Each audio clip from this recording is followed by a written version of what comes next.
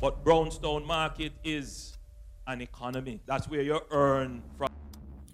One thing I have to definitely give to Andrew Holness, he is a good speaker, and I love the fact that he's able to break down these terminologies that the average Jamaican may not understand into smaller, biteable terminologies that they can understand, that they use on a day-to-day basis.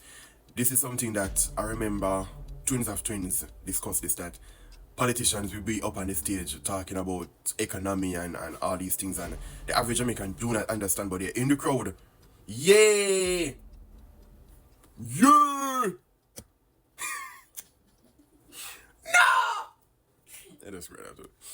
But the fact that he's able to break it down for everyone to understand, to me, is immaculate.